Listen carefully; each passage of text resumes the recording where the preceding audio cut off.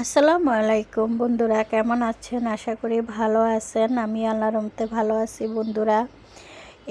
এই শাকটাকে কে চিনেন বন্ধুরা? এই শাকটা হয়েছে ক্লাকুমসা শাক। এই শাকের ফলটা হয়েছে পটলের মতন। আর এই শাকটা খায় ডায়াবেটিস যাদের হয় তাদের। এই শাকটা অনেক মানুষ খেতে মানে চিনে না যে এই শাকটা কীরকম। আসলে এই শাকটা হচ্ছে একটা ঔষধি গাছ। এই শাকটা খেতে অনেক মজা লাগে। আর এই শাকটা আমি যখনই গ্রামে যাই তখন এই শাকটা কিন্তু আমি বেসিকলি এই শাকটা আমি কিন্তু মানে আনাচে কানাচে তুললা কিন্তু রান্না করে খাই, কিন্তু খেতে অনেক মজা লাগে। এই শাকটা কিন্তু অনেকজন চিনে না। এটা হচ্ছে ডায়াবেটিস একেবারে শাক। আর এই শাকটা আমি আমি যেহেতু এই শাকটা পাইছি তাই আর দেরি করে না, স্কুল থেকে আসার টাইমে এই শাকটা পাইয়ে নিয়ে আসছি। আর বন্ধুরা, এই শাকটা আজকে আমি বাইলার গুঁড়া দিয়ে রান্না করব, বাইলার গুঁড়া মাছ দিয়ে রান্না করব নদীর। আর এই শাকটারে আমি খুব ভালো করে ধুইয়া লবণ দিয়া, আমি অনেক বেশি করে লবণ দিয়া এটারে পরিষ্কার করছি যে এটার ভিতরে পোকা টোকা থাকলে লবণ পাইলে আগলা হয়ে যাব। আর আমি বেসিনের ভালো করে ওয়াশ করে বেসিনের ভিতরে পানি দিয়া ধুইছি, যে পুকুরে যেভাবে শাক ধুই একটা একটা করে এভাবে আমি শাকটা ধুইছি অনেকবার।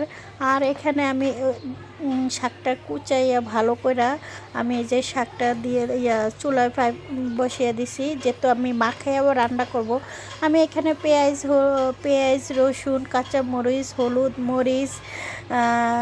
মরিচ ধনিয়া জিরা হালকা আর একটু ঝালটা বেশি করে দিছি, দিয়া সাথে আমি সরষের তেল দিয়ে দিছি। সরষের তেলটা দিয়ে ভালো করে এটা আমি মাখিয়ে নেব, কারণ এটা এভাবেও ভর্তা করে খাওয়া যায়, কুচাইও কিন্তু ভাতের সাথে গরম গরম ভাতের সাথে খাওয়া যায়। আর এটার আমি খুব ভালো করে এটার মাখাইয়া তারপর উপরে দিয়ে মাছটা দিয়ে দিব। বন্ধুরা দেখতে থাকেন আজকে ক্লাকুমসার শাক দিয়ে বাইলার গুঁড়া দিয়ে রান্নার রেসিপিটা। এই যে এখন আমি এটা ভালো করে মাখানো হয়ে গেছে সরষের তেল দিয়ে। আর আমি একের ঝরঝরা মানে নদীর বাইলার গুঁড়া দিয়ে রান্না করা খেয়ে দেখেন অনেক মজা। আর এইভাবে আমি মাছটা উপরে দিয়ে দিয়ে দিচ্ছি বন্ধুরা।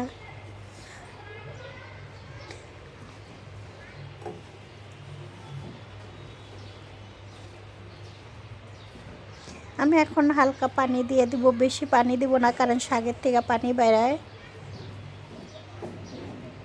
আর এটা দেখা যায় একবারে ভরপুর, মানে পাইপিংটা লোড হয়ে গেছে না, এটা অল্প হয়ে যাবে। যে আমি বললাম না অল্প পানি দিছি, এই যে আলতু হাতে আমি আস্তে আস্তে করে এটা মাছটা ভাঙে না যেন, মানে আস্তে আস্তে উলট পালট করে দিব। আর শাকটাও আস্তে আস্তে একবারে হয়ে যাব, মল্লিম হয়ে যাব। আর বন্ধুরা যে যেখান থেকে দেখছেন লাইক কমেন্ট শেয়ার করে দেন, ভালো লাগলে সাবস্ক্রাইব করে দেন বন্ধুরা। সবাই সবার পাশে থাকবেন। আমি দুদিন ধরে বড় ভিডিও দিতে পারি না বন্ধুরা, আসলে মানসিকভাবে একটু ভালো না তাই। এই দেখেন বন্ধুরা একেবারে মানে মাছ একটাও ভাঙবে না, একবারে খুব মানে হলা হলা থাকবে।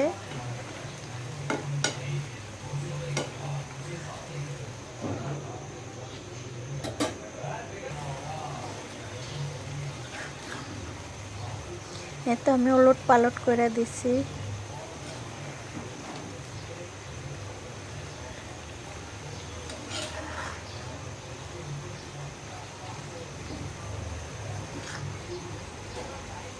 আমি ঢাকনাও দিয়ে দিছি, যে ঢাকনা দিয়ে একবারে ভাপের ভিতরে হয়ে যাবে। এতো বন্ধুরা আমার মাছটা হয়ে গেছে। আমি এখন আস্তে আস্তে করে এটা উলট পালট করে দিব। আর এটা খেতে অনেক অনেক টেস্টি। এটা আপনারা খেয়ে দেখেন, অনেক মজা লাগবে।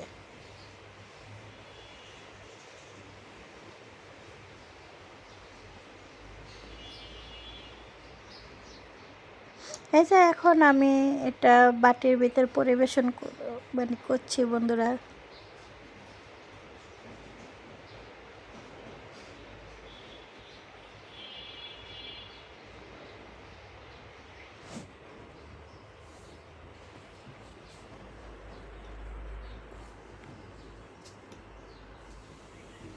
আমি এখন পুরাটাই আমি যে বাটির ভিতরে নিয়ে নিচ্ছি।